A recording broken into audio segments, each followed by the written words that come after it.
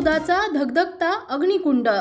बेकायदेशीर तलवार बाळगणाऱ्या तरुणाला स्थानिक गुन्हे शाखेने जेरबंद केले अशी चर्चा रात्री नवापूर शहर बस स्टँड परिसरात अचानक तयार झालेल्या होत्या।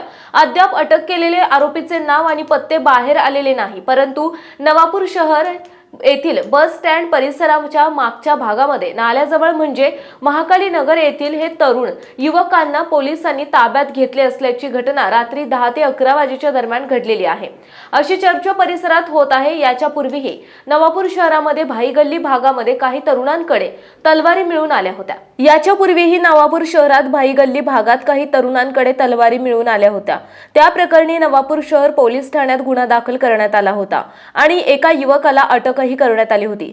6 महिने उलटत नाही आणखीन अशाच प्रकारची दुसरी घटना नवापूर शहरात घडलेली असल्याने नवापूर शहरात तरुण युवकांच्या माथी दंगलीसाठी कोण भडकवित तर नाही ना, असा महत्त्वाचे प्रश्न तयार होत आहेत। काही महिन्यांपूर्वी प्रथम घटना आहे भुई गल्ली भागात घडलेली होती, तसेच दुसरी घटना बस स्टँड परिसराच्या मागे महाकाली नगर येथील मधल्या भागात घडलेल्या असल्याची बातमी मिळत आहे। भुई गल्ली आणि महाकाली नगर या दोघा भागांच्या हद्दीत लागून एकमेकांशी जोडून आणि जवळच्या आहे। या भागांना लागून मुस्लिम संख्या बहुल भाग आहे म्हणून पोलीस प्रशासनाने या प्रकरणाला गंभीरतेने पाहून याच्या बारकाईने तपास करणे गरजेचे आहे।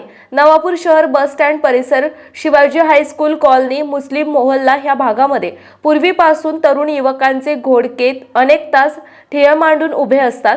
तत्कालीन पोलीस निरीक्षक ज्ञानेश्वर वारे यांनी यांच्या कारकिर्दीमध्ये हे सर्व घोडके यांना पोलीस खाके औषध देऊन सरळ केले होते, परंतु विद्यमान परिस्थितीत त्यांच्याकडे पोलीस प्रशासन दुर्लक्ष करत असल्याने हे सर्व घोडके परत मातून उठलेले आहे। रात्री 10:30च्या सुमारास नवापूर बस स्टँड परिसरात अचानक स्थानिक गुन्हे अन्वेषण शाखेचे पोलीस धडकल्याने स्थानिक परिसरात खळबळ माजून गेली होती।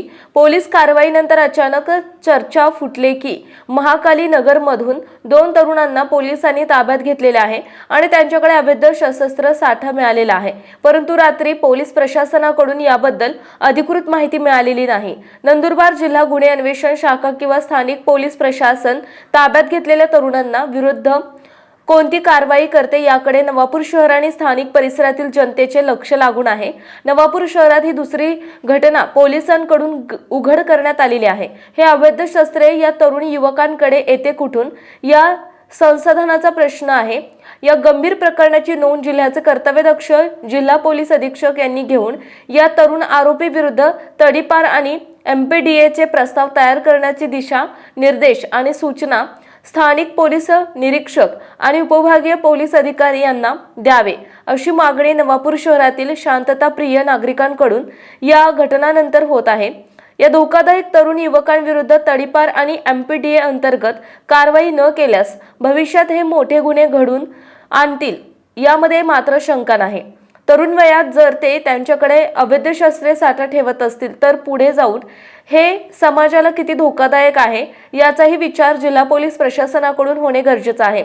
जनहक्क न्यूजसाठी कार्यकारी संपादक अमीन शेख।